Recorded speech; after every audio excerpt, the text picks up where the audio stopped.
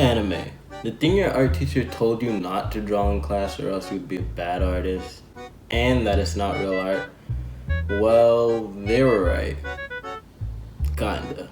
The anime art style is known across the world and it's easily recognizable. It's also universally hated by all art teachers for whatever reason. Even though there's different versions of the anime art style that vary from artist to artist, you're still able to tell that's anime, which is probably due to its glaring stylistic proportions. But I'm here to question how well it's designed and the functionality of its design. Wait, but isn't that why it's a style for a reason? The proportions are supposed to be off? Wait, what are you... Yeah! Say something again. Say something. Yeah. Yeah. My vital organs. Yeah, that's right. Have a good day.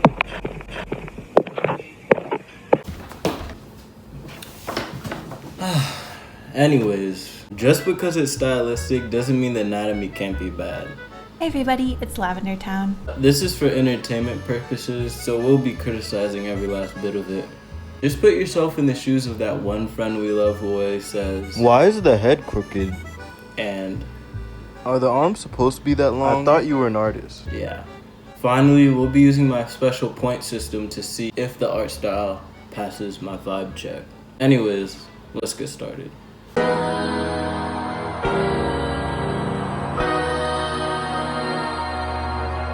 The first thing that comes to my mind when I think of the anime art style is the big eyes that occupy 50% of the head. I'm not sure they even have any room for their brain because their eyes are probably crushing it. Their eyes are so big, I swear they probably have 4K vision, living life on 200 FOV. That's probably why in anime, whenever someone's behind them and they look to the side, they somehow see them. Like how? Besides that, they add to the kawaii factor, so +1.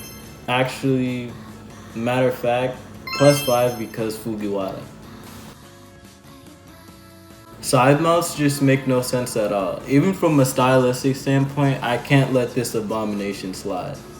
Like, at first glance, when you're not paying attention, which most of you aren't because somehow Full Metal Alchemist is rated #1 anime of all time, it doesn't look off, right? But when you look closely, you realize that they actually drew the whole head and they were too lazy, so they just slapped a mouth on the side. You literally can't unsee it.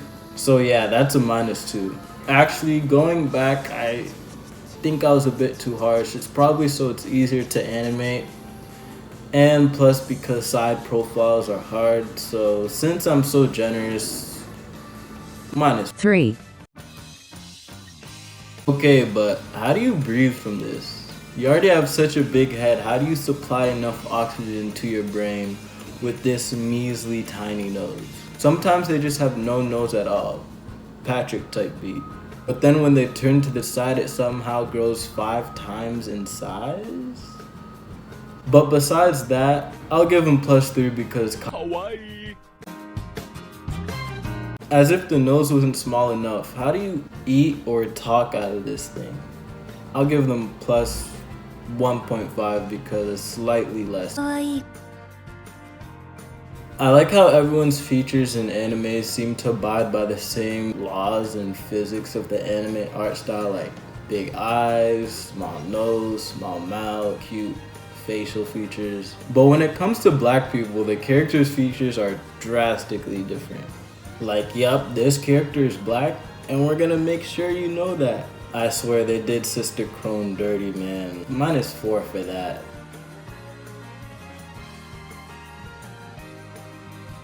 Hair is probably like the most anime thing, especially in shonen. The hair be getting crazy, which helps with the silhouette and that helps with character recognition, so that's a good thing. I don't want to know how much gel they put in their hair to get it to stay up like that, or if their head is just shaped like that. Yeah. On top of that, their hair be every color in the book. So at this point, it's going out of the box to make your character have brown hair. I vibe with it though, so +3.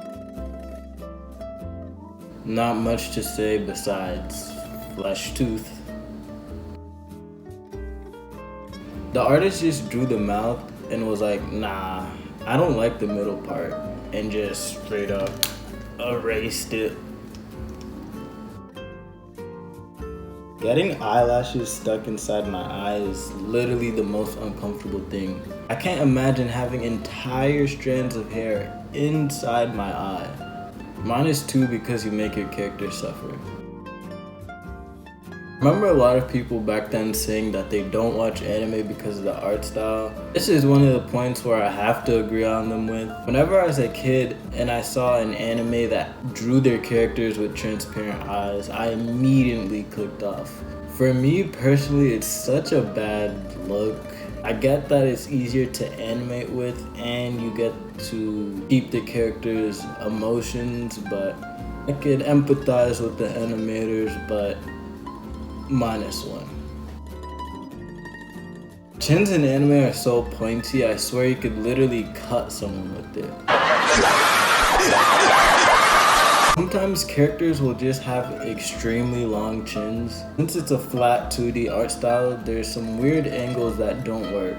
For example, when the camera is slightly up under the character, they can't really draw a line here, so they just draw the chin extended, and it just looks so weird. But I've gotten used to it at this point, so +0?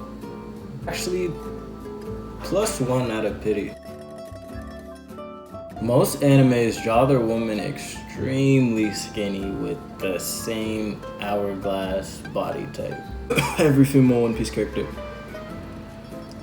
If it wasn't bad enough, they have an extremely skinny neck with a very big head. I don't know how their neck isn't already broken already. Women definitely need more body types, so I give that -1. And the final score is...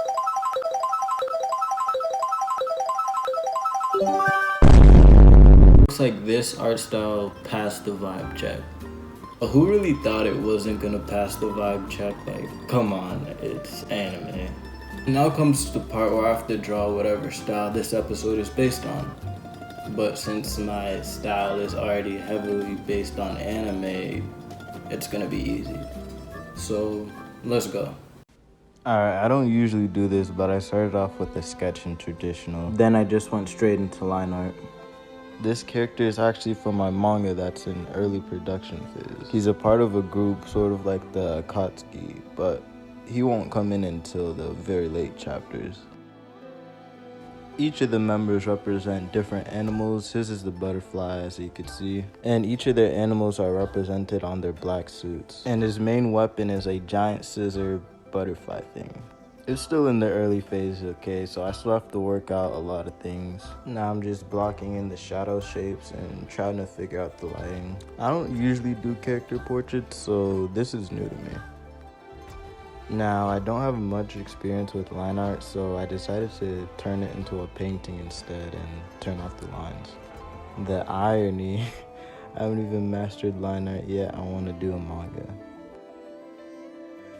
I wanted to finish this in one day, but was running out of time, so I just started to go into the final stages of rendering, and I'll let you watch the rest.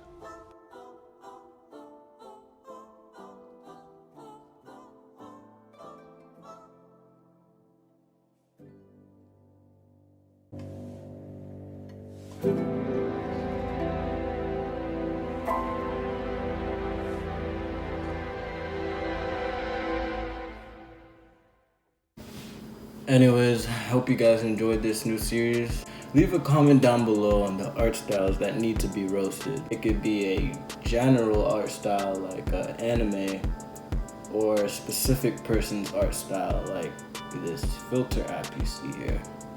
We're basically seeing if their stylistic choices serve a purpose. And if it doesn't serve a purpose, does it get away with it because it's just that good? Anyways, love you guys. Peace.